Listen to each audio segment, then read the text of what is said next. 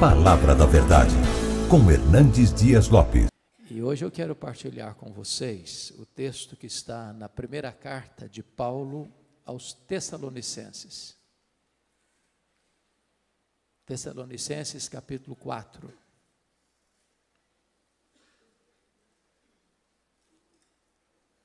Dos versos 13 ao verso 18.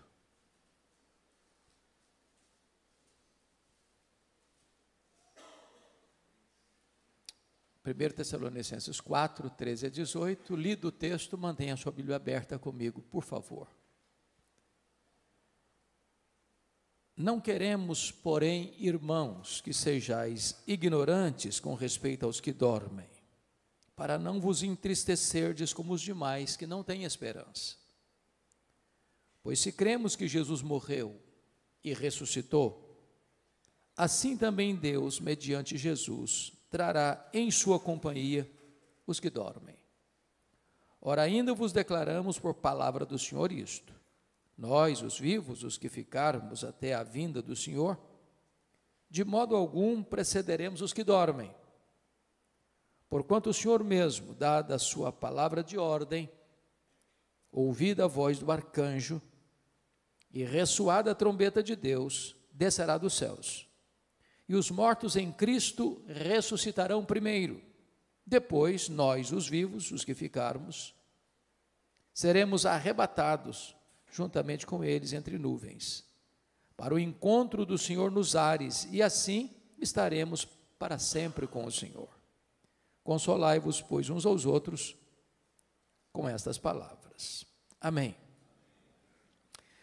Bom, o apóstolo Paulo, na sua segunda viagem missionária, esteve nesta cidade chamada Tessalônica.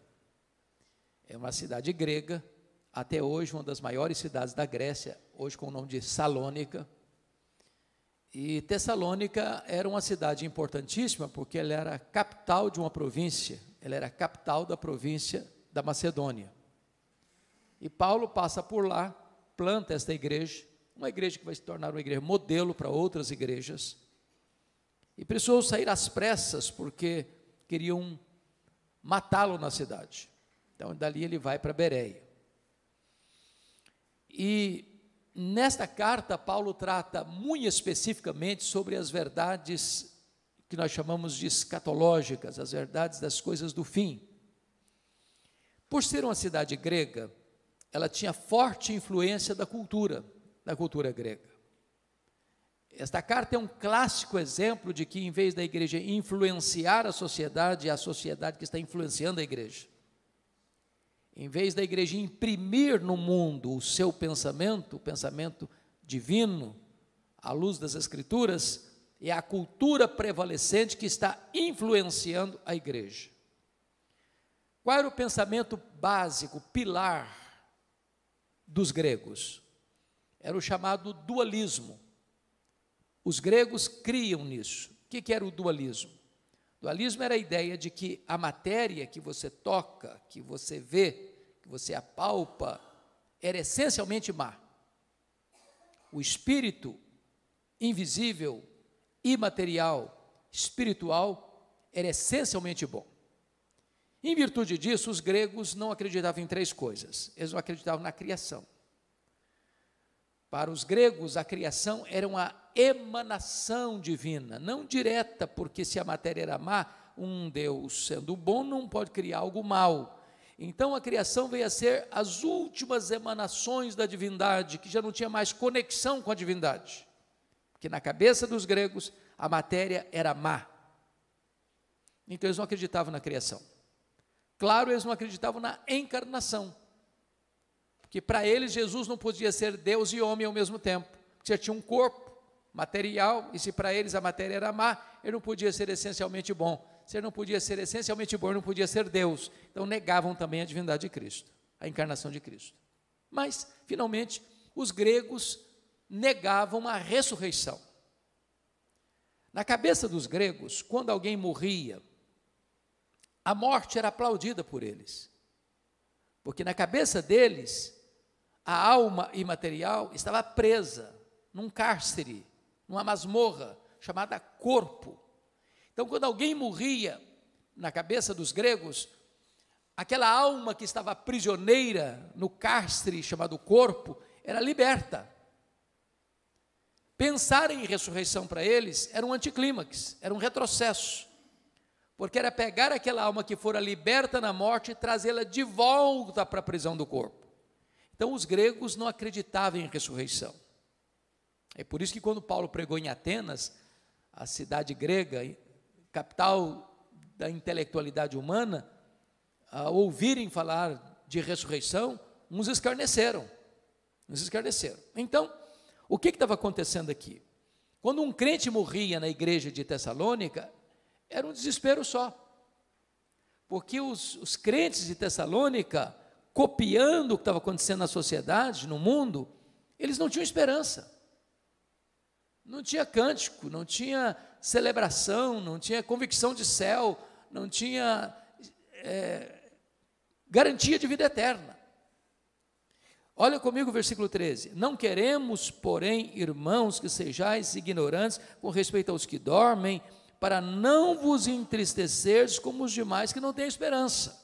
Paulo está dizendo que o mundo não tem esperança, e os crentes não podem viver como o mundo sem essa esperança. Agora, o que ele está querendo dizer aqui com os que dormem?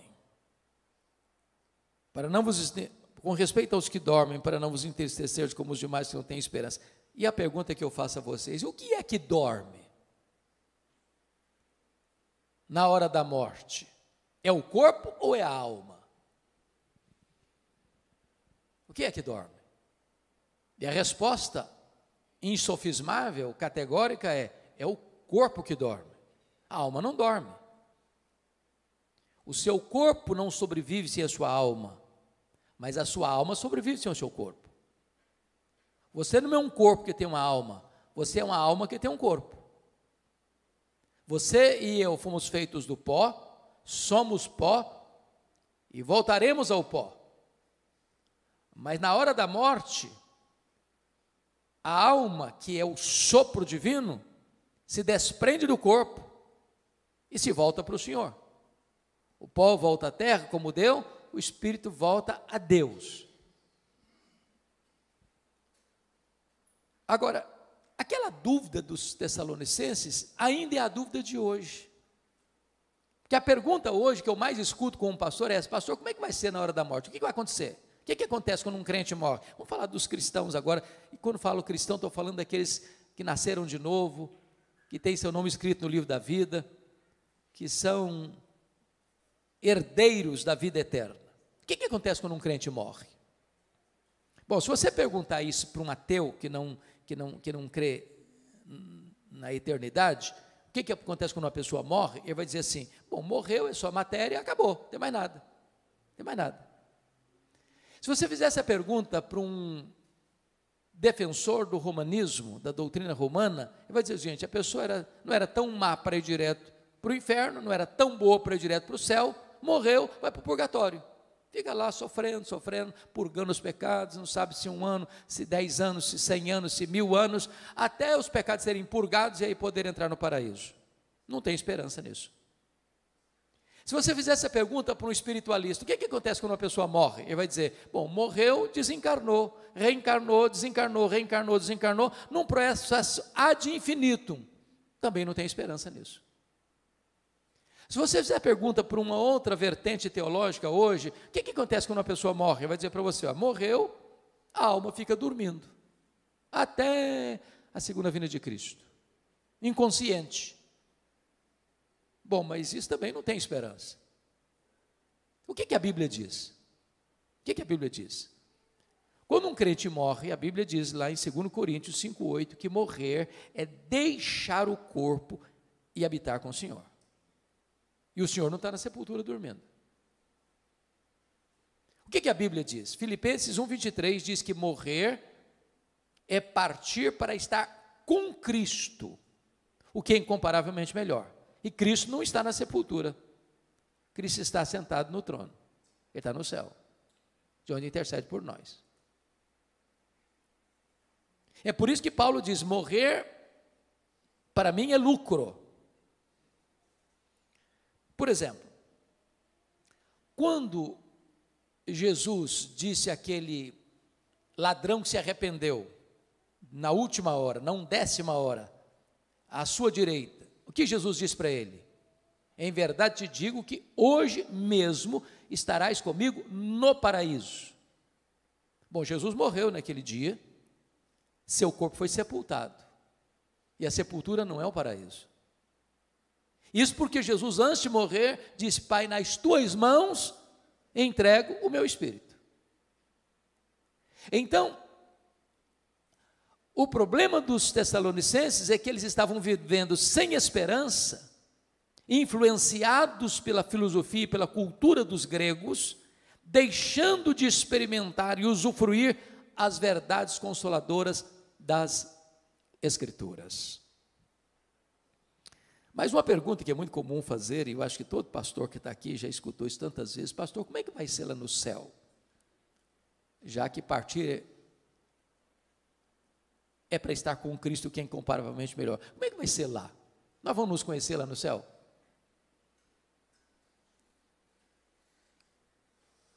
E a resposta óbvia é claro que nós vamos nos conhecer no céu. É claro. O céu não é retrocesso, o céu é glorificação. Então preste atenção nisso. Aqui você e eu não nos conhecemos direito. Se eu não sei quem aqui está casado há mais tempo, mas vamos imaginar que tem aqui no auditório uma pessoa que tem 50 anos de casado.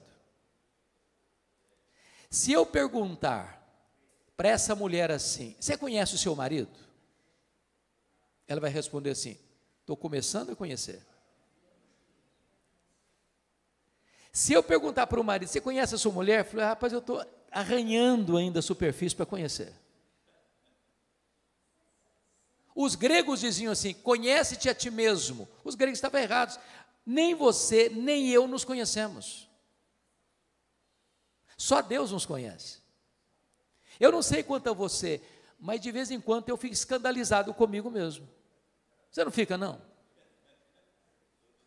Falei: meu Deus, não sou eu que estou pensando nisso, não é possível. Você e eu não nos conhecemos.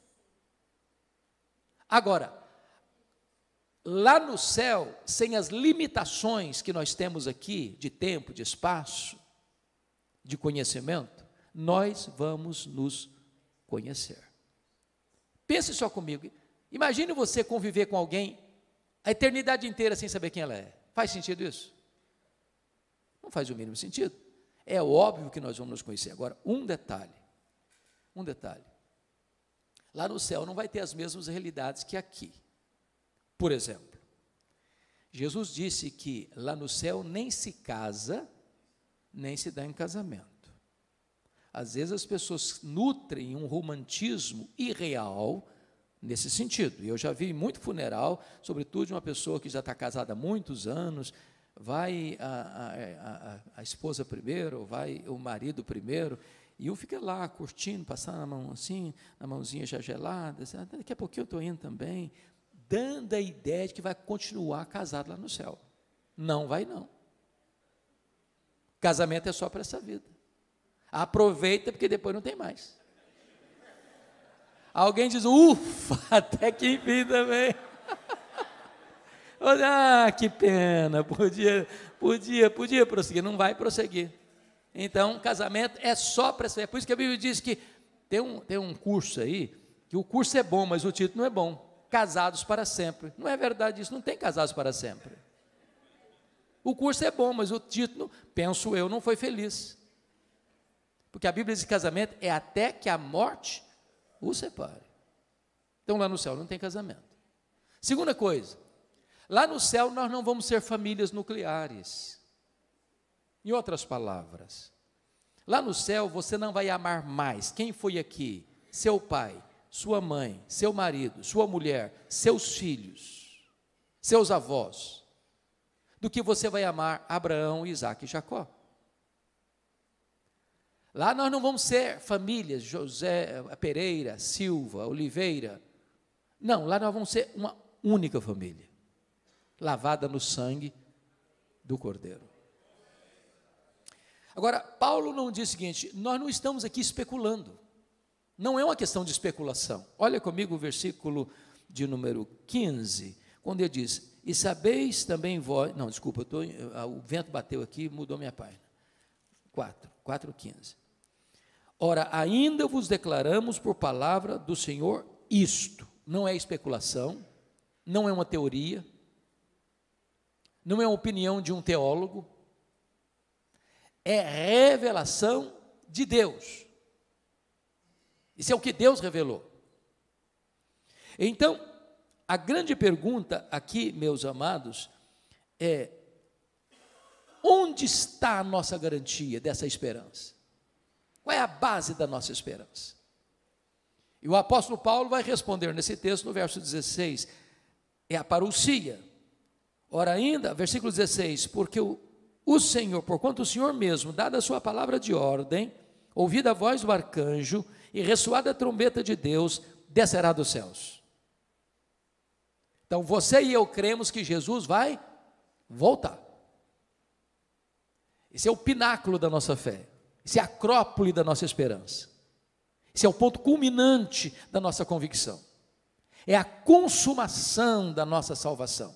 Porque notem bem, nós já fomos salvos, nós estamos sendo salvos e nós seremos salvos. Com respeito à justificação, nós já fomos salvos.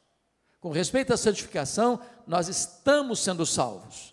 Mas com respeito à glorificação, nós seremos salvos. Essa é a nossa convicção. Jesus vai voltar. Ele vai voltar. E não tem corte humana, por mais egrégia que ela seja, que possa cancelar essa agenda. Essa agenda não está estabelecida na terra, nem pelos homens, ela está estabelecida no céu, pelo próprio Deus. Ele vai voltar. E a pergunta é: como ele vai voltar? Primeiro, ele vai voltar pessoalmente. Está lá em Atos 1, versículos 9 a 11, que quando ele está subindo entre nuvens, 2 anjos descem, e os discípulos perguntam, e eles perguntam para os discípulos, estão olhando: varões galileus, por que estáis olhando para as alturas? Esse mesmo Jesus que vi subir, do mesmo modo, descerá. Ele não vai enviar um embaixador, não será Gabriel, não será Miguel, não será um arcanjo, não será um querubim, ele mesmo voltará pessoalmente. Segundo, como ele voltará? Ele voltará visivelmente. Lá em Apocalipse 1,7 diz que todo olho o verá, até aqueles que o traspassaram. O que significa isso? Até aqueles que o traspassaram. Lá em João 5, 28 e 29 diz que todos os mortos, quando ele voltar, ouviram a sua voz e sairão dos túmulos, uns para a ressurreição da vida, outros para a ressurreição do juízo. Aqueles que cuspiram em Jesus, aqueles que esbordoaram a cabeça de Jesus, aqueles que crucificaram Jesus, aqueles que zombaram de Jesus, vão ter que ressuscitar quando ele voltar, e vão ter que ver Jesus na sua glória, na sua vinda. Vai ser o evento mais público da história, não importa o fuso horário. Agora é exatamente 10 horas e 6 minutos no Brasil, exatamente agora são 10 horas e 6 minutos da noite, lá no Japão. Não importa se de dia, se de noite ou se à tarde. E Jesus, quando disse isso, estava exatamente trabalhando a questão dos fusos horários, porque se Jesus volta de noite para nós, ele volta de dia lá para a Ásia, se ele volta de dia lá para a Ásia, ele volta de noite para o Brasil. Não importa onde a pessoa esteja, em que fuso ela esteja, todo olho o verá. Vai ser o evento mais público da história. Mas em terceiro lugar, como ele voltará? Ele voltará audivelmente, porque o versículo 16 nos informa que, ouvida a voz do arcanjo, ressoada a trombeta de Deus, ele descerá dos céus. Ou seja, vai ser com o maior alarido da história. Não tem um arrebatamento secreto que ninguém viu, ninguém percebeu. Não, é público, é visível, é audível. Não haverá caverna tão profunda, não haverá deserto tão inóspito, não haverá montanhas tão geladas, onde as pessoas estejam que não ouçam o ruído, o alarido, a publicidade desse som, quando Jesus voltar para buscar a sua noiva, a sua igreja. como Jesus voltará. Quarto lugar, ele voltará repentinamente. Diz no sermão profético de Jesus que vai ser como um relâmpago que risca os céus do Oriente ao Ocidente. Quando está chovendo muito, está dando uma tempestade, você vê relâmpagos e você escuta trovões. Qual que acontece primeiro? O relâmpago ou o trovão? Ambos ao mesmo tempo. Você vê o relâmpago primeiro, porque a velocidade da luz é maior do que a velocidade do som. Então, um relâmpago ele risca os céus num átimo de tempo. Vai ser com essa rapidez. Paulo, em 1 Coríntios 15, vai comparar como um abrir e fechar de olhos. Quantas vezes você abre e fecha os olhos por dia? Você não sabe. É automático. Aliás, Paulo vai usar uma palavra lá em 1 Coríntios 15, num momento, e a palavra momento no grego é a palavra átomos, de onde vem a palavra portuguesa átomo. Vai ser com esta rapidez, faiscar de uma estrela, o dardejar da cauda de um peixe, ou o abrir e fechar de olhos, que Jesus voltará. Sabe o que significa isso? Não dá para se preparar de última hora. Não dá para encher a botija de azeite na última hora.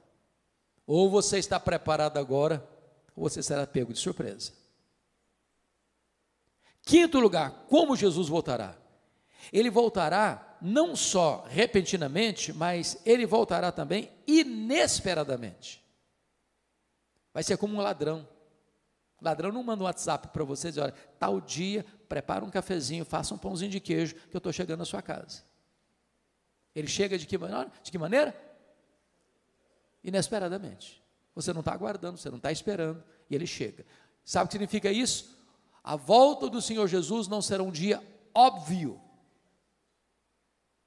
Todos aqueles, irmãos, que marcaram a segunda vinda de Cristo, desculpem da expressão bem brasileira, quebraram a cara. Se frustraram. Porque a agenda não está na terra. É da economia da soberania do Deus Pai. Então preste bem atenção nisso. O que a Bíblia diz que se o chefe de família soubesse que horas que o ladrão chegaria, ele se prepararia e não permitiria que ele entrasse. Vai ser assim. Vai ser um dia comum. O dia que você levanta, vai trabalhar, se levanta, vai levar filho na escola, se levanta, vai fazer uma viagem, se levanta e vai ficar em casa mesmo. Não vai ser um dia óbvio, vai ser agora, está tudo indicando que vai ser hoje. Não vai ser assim. Penúltimo lugar, como Jesus voltará? 1 Tessalonicenses 5 diz que vai ser inescapável, uma volta inescapável, vai ser como uma mulher grávida que está para dar à luz. Quando uma mulher está grávida, ela vai dar à luz. Não dá para dizer, está cancelada a gravidez. Pronto, agora não vai mais nascer nada.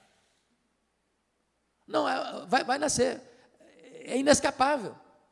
Em outras palavras, não tem nenhuma autoridade na terra, por mais poderosa que ela seja, pode dizer, Jesus não voltará. Não, é inescapável, ele voltará sim. E ele voltará como o Rei dos Reis, como o Senhor dos Senhores, como juiz de vivos e de mortos. Ele voltará para estar assentado no trono e julgar as nações. Finalmente, como ele voltará? Ele voltará vitoriosamente. Ele voltará para matar o anticristo com o sopro da sua boca. Ele voltará para lançar no lago do fogo o anticristo e o falso profeta. Ele voltará para jogar o diabo no lago do fogo, para ser atormentado para toda a eternidade. Ele voltará para lançar no lago do fogo o inferno e a morte. Ele voltará para lançar no lago do fogo todos aqueles cujos nomes não foram encontrados no livro da vida. Ele voltará para colocar todos os inimigos debaixo dos seus pés. Ele voltará para reinar com a sua igreja para sempre e sempre e sempre. É uma vinda vitoriosa. Isso é um pilar da nossa esperança. Jesus voltará. E é curioso que Paulo diz assim, preste bem atenção nisso. Versículo 15. Ora, ainda vos declaramos por palavra do Senhor isso, nós os vivos, os que ficarmos até a vinda do Senhor. Paulo era o maior teólogo e é ainda considerado o maior teólogo da história do cristianismo. Mas ele esperava a segunda vinda de Cristo para os seus dias. Há muitas pessoas que hoje, do alto da sua sapiência teológica, dizem, não, esquece, vai demorar mais de 500 anos ainda, vai demorar mais de 1000 anos ainda. Nenhum de nós tem essa autoridade para dizer isso. Aliás, nós deveríamos estar na ponta dos pés,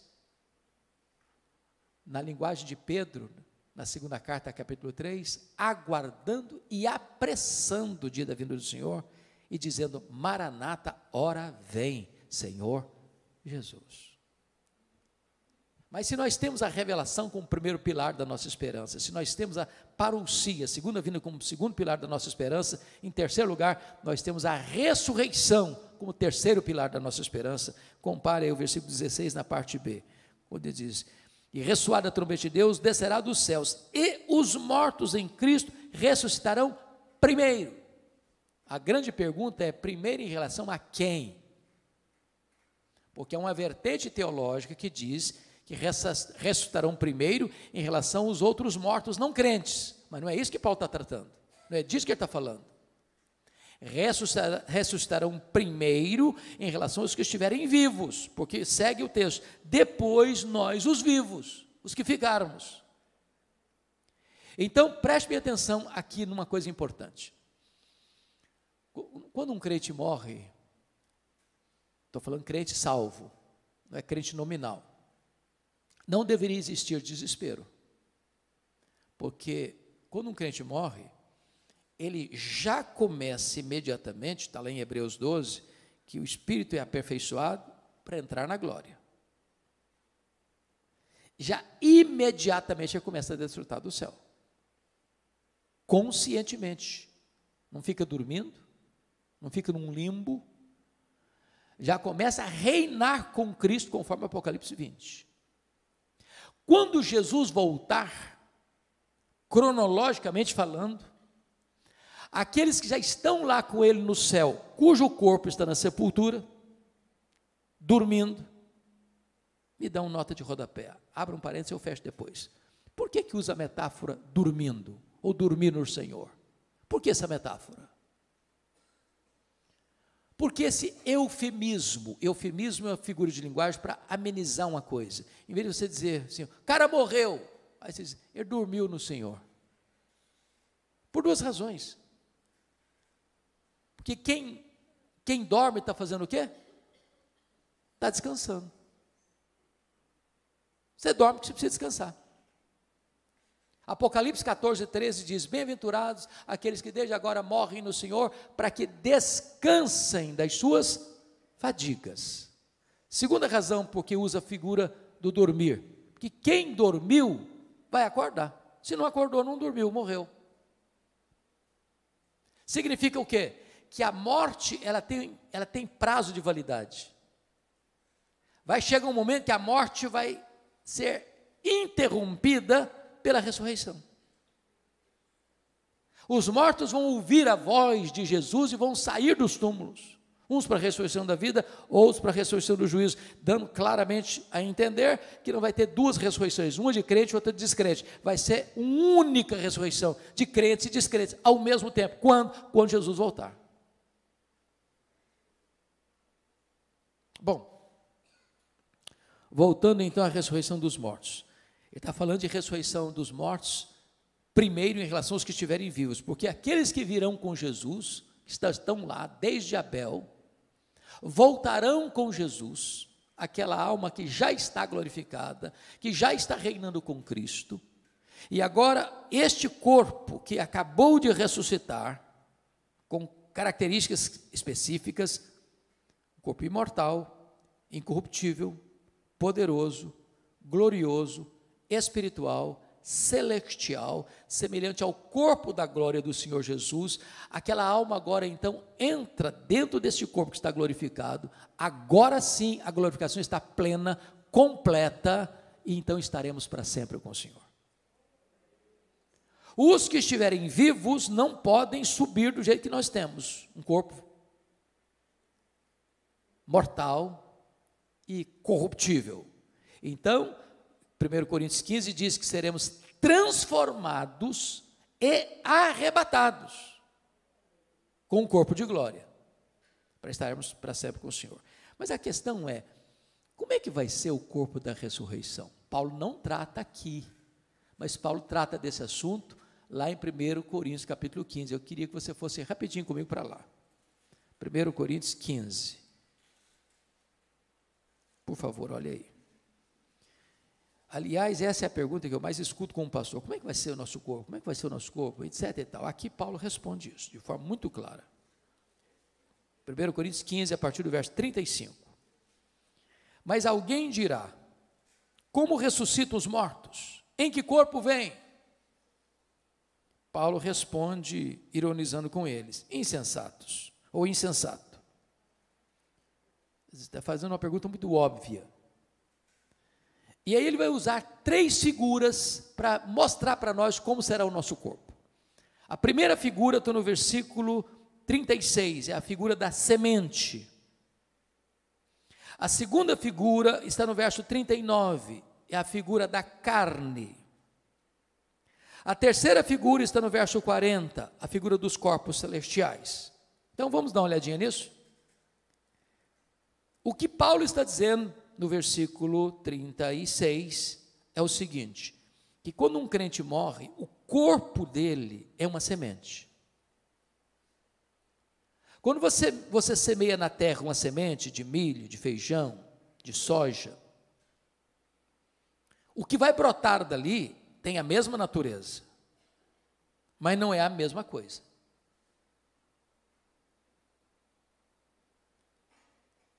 Então, ele vai explicar isso melhor a partir do verso 42.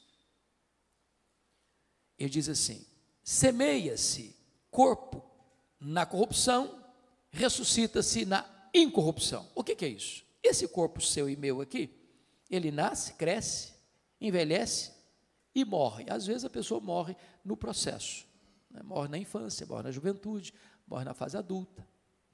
Mas ele tem um prazo de validade. Esse corpo nosso aqui fica velho, cansado, senil, caquético e morre. Esse corpo aqui tem fraquezas que vão se avolumando. Por exemplo, nós temos fraquezas físicas. Querendo ou não, o tempo vai esculpindo em nosso rosto algumas rugas indisfarçáveis. Falando baixinho, as mulheres são mais espertas do que os homens. Elas driblam isso um pouco melhor com um bom cosmético.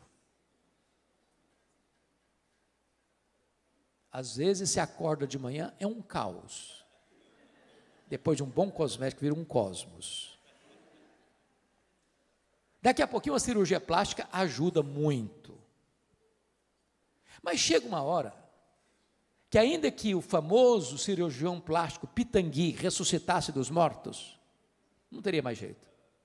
As mãos já estão trôpegas, os joelhos bambos, as pernas fracas, os olhos embaçados.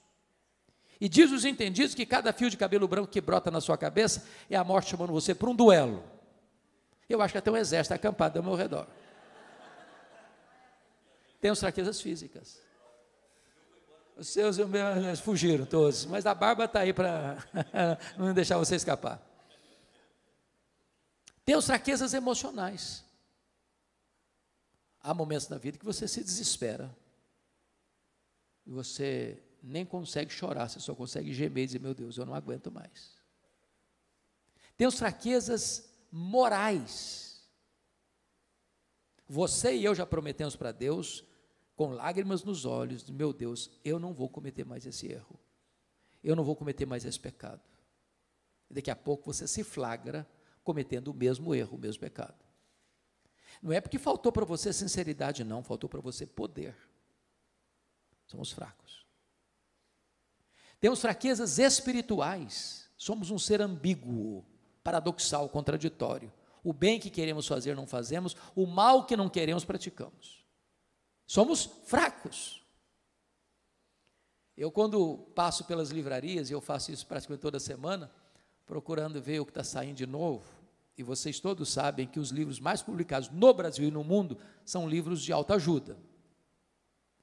São livros que dizem assim para você: você é forte, você tem a força, você é um gigante. Basta você acordar, você é um gigante. E a Bíblia diz exatamente o contrário. A Bíblia diz que nós somos fracos. Mas muito fracos. A Bíblia diz que Deus conhece a nossa estrutura e sabe que somos pó. Então, esse corpo aqui, não adianta congelar, não adianta inventar. Não, ele vai envelhecer mesmo. Vai ficar enrugado mesmo. E quem não quiser ficar velho, é só morrer na infância também, está resolvido o assunto. Então, a semente que você joga é de um corpo corruptível. Mas o que vai brotar da sepultura na ressurreição é um corpo incorruptível. Não vai ficar velho, não vai ficar cansado, não vai ficar doente, não vai ter defeito físico, não vai ter estresse. É um corpo incorruptível. Segundo lugar, olha o que está acontecendo no verso 42. Semeia-se em desonra, ressuscita-se em glória. Ô irmãos, vocês que são crentes há muito tempo, os pastores aqui presentes, quantas vezes você e eu já visitamos um crente querido numa CTI de hospital, já há anos internado. Maurício está aqui, e seu vovô, irmão tão querido, Lair Boechat. Quantos anos, Maurício, você ficou 7 anos em coma. 7 anos em coma.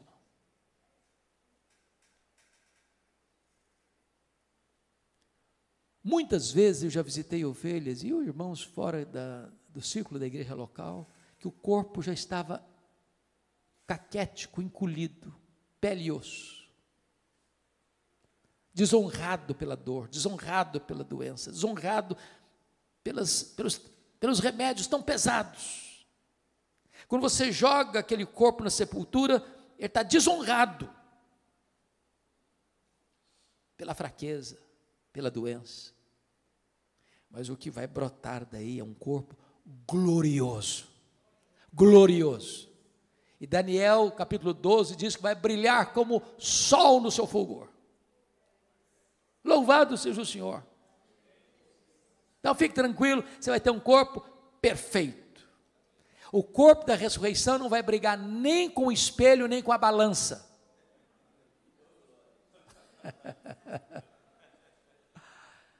Terceiro, olha o versículo 43. Semeia-se em fraqueza, ressuscita-se em poder. Eu acho incrível, irmãos, o ciclo da vida. Nasce um bebê, pensando lá na roça. Eu fui criado na roça, então alguns aqui também, possivelmente, de igual modo. Nasce um bezerro lá no pasto, ele nasce meio tronchozinho. Daqui a pouquinho, o bichinho já está de pé, daqui a pouquinho já está mamando, daqui a pouquinho já está correndo. Nasce uma criança, é 100% dependente. Chega um ano, totalmente dependente. E aí, de repente, cresce, começa a andar, começa a correr, de repente um adolescente, vaidoso, um jovem com os músculos tonificados, daqui a pouquinho já está adulto, já está andando mais assim, mais moderadamente, daqui a pouquinho já não corre mais, daqui a pouquinho os passos já estão mais lentos, daqui a pouquinho está precisando de uma muleta, daqui a pouquinho está precisando de uma cadeira de rosa, daqui a pouquinho está precisando de uma maca, daqui a pouquinho já está, mais do que um bebê, totalmente dependente de novo. Semeia-se em fraqueza, ressuscita-se em poder. Você quer saber como é que vai ser o nosso corpo poderoso? Olha o corpo de Jesus ressurreto. Ele entrava numa casa fechada, sem precisar abrir a porta. Ele saía lá de Jerusalém e aparecia lá na Galileia, 154 quilômetros, sem precisar percorrer o trecho. Ele foi assunto aos céus com o seu corpo glorificado. Agora deixa eu fazer uma perguntinha. Onde fica o céu? A que distância o céu está da terra? O nosso universo, O nosso universo, diz os estudiosos, tem mais de 93 bilhões de anos-luz de diâmetro. Sabe o que significa isso? Se você voar à velocidade da luz, 300 mil quilômetros por segundo, nessa velocidade você demoraria mais de 93 bilhões de anos para chegar lá. Onde está o céu? Pergunto a vocês, com que velocidade Jesus voltou para o céu? Velocidade da luz? 300 mil quilômetros por segundo? Se ele voltou na velocidade da luz, ele está logo ali na esquina do universo ainda, depois de 2000 anos. Sabe o que significa que nós teremos um corpo poderoso? Significa que novos céus e nova terra será todo o ambiente do nosso habitat. Vou dar uma puladinha no céu, dar uma puladinha na terra. Quanto tempo um anjo gasta para vir do céu à terra? Quanto tempo? Sabe o que significa isso? Nós não estaremos como os anjos, como o corpo ressurreto de Jesus, sujeito às mesmas leis que nos governam agora. É por isso que o hino diz, nem metade da glória celeste jamais se contou ao mortal. Mas vamos à segunda imagem, a segunda figura. Como é que vai ser o nosso corpo? Confira aí comigo agora o versículo 39. Nem toda a carne é a mesma, porém uma é a carne dos homens, outra é a carne dos animais, a outra a carne das aves, a outra a carne dos peixes. Uai, Paulo, eu não estou te entendendo agora. Será que Paulo está dizendo aqui que também os animais, as aves e os peixes vão ressuscitar? É disso que ele está tratando?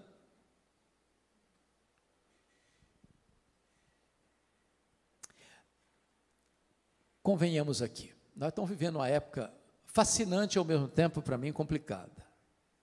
A fase dos pets. Eu não tenho nenhum problema com quem tem pet, eu amo animais. Quem tem, diz Provérbios, tem que cuidar bem. Mas eu acho que a nossa geração está confundindo um pouquinho, está passando um pouquinho dos limites. Você acredita que tem gente que dorme com um cachorrinho na cama, debaixo do mesmo cobertor, abraçadinho?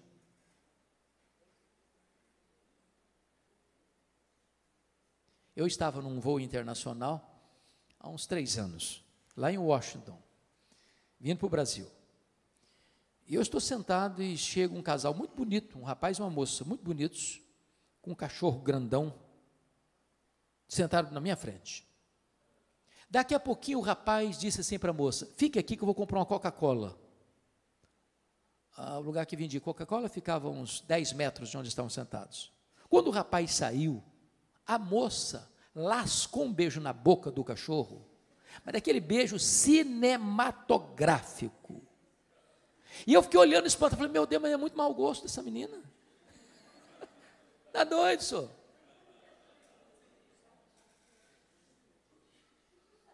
Há poucos dias uma irmã me liga, uma irmã da igreja.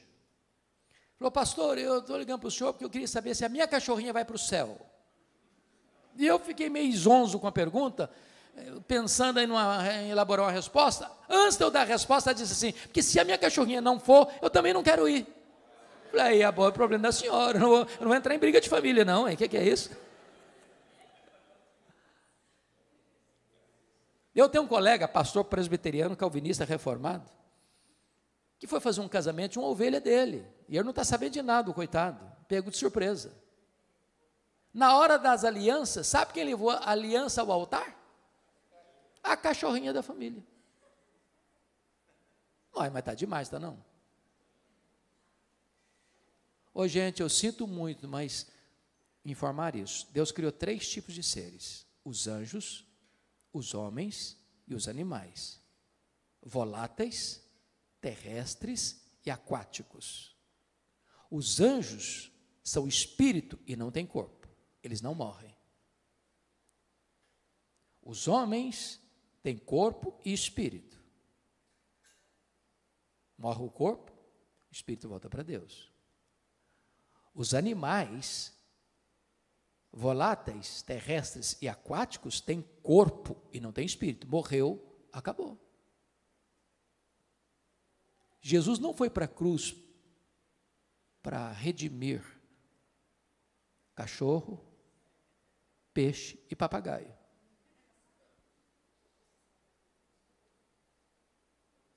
Está claro isso? Então, deixa eu ilustrar, para entender bem o que Paulo está dizendo. Um é a carne dos homens, outra é a carne dos animais, outra é a carne das aves, outra é a carne dos peixes. O que ele está querendo dizer? Então, eu vou ilustrar para você entender o que Paulo está querendo dizer. Imagine você que numa família que vai se perpetuar, essa família tem um cachorrinho de estimação, essa família tem um papagaio de estimação, e esta família tem um peixe lá no aquário de estimação, certo? Agora imagine você que morre o cachorrinho da família.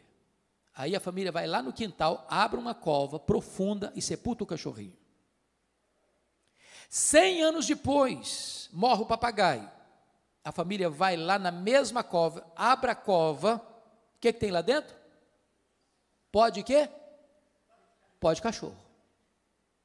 Sepulta o papagaio na mesma cova. 100 anos depois, morre o peixe. Ela vai lá na mesma cova, abre lá, o que tem lá dentro? Pode cachorro e pode papagaio, pode ave. Aí sepulta o peixinho lá dentro. 100 anos depois, morre alguém da família. Vai lá e abre a cova, o que tem lá dentro? Pode cachorro, pode papagaio, pode peixe. Aí sepulta a pessoa lá dentro da mesma cova. 100 anos depois, morre outra pessoa da família, vai lá e abre a cova. O que tem lá dentro? Pode cachorro, pode papagaio, pode peixe, pode gente, pode homem. E na hora que Jesus voltar, como é que vai ser? Está tudo misturado, é pó, tudo é pó, tudo é pó. Tudo é pó. Como é que vai ser então? Vai ressuscitar tudo junto? Vai ressuscitar pó de cachorro? Vai voltar a ressuscitar pó de papagaio, pó de peixe, pó de gente? Não. O que Paulo está nos ensinando, um é a carne dos homens, outra a carne dos animais, outra a carne dos aves, outra a carne dos peixes, mas quando Jesus ressuscitar, só pó de gente vai ouvir a voz dele e sair do túmulo.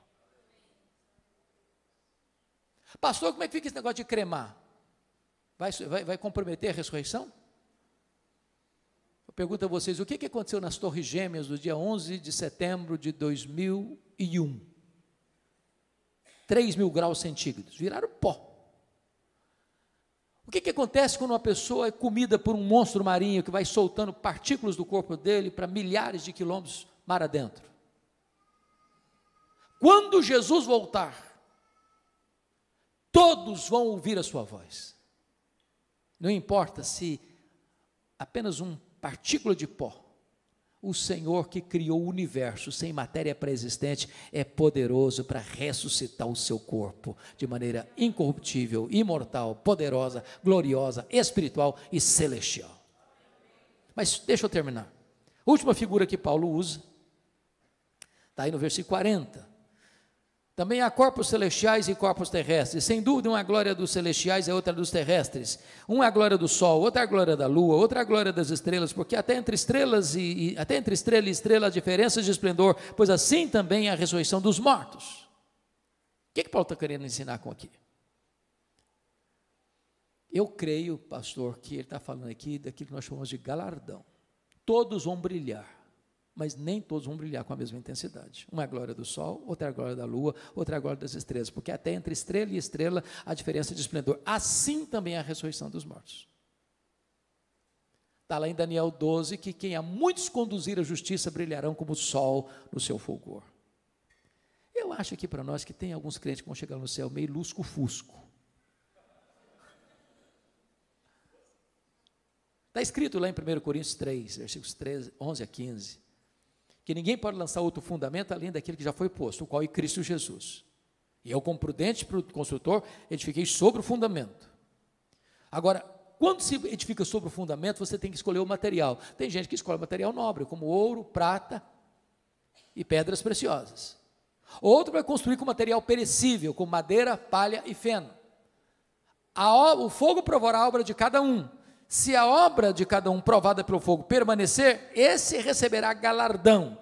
Mas se a obra de alguém que construiu sobre o fundamento com material perecível e vai ser consumido pelo fogo, esse vai ser salvo, como que através do fogo mas não receberá galardão. Tem crente que vai entrar no céu com cheiro de fumaça.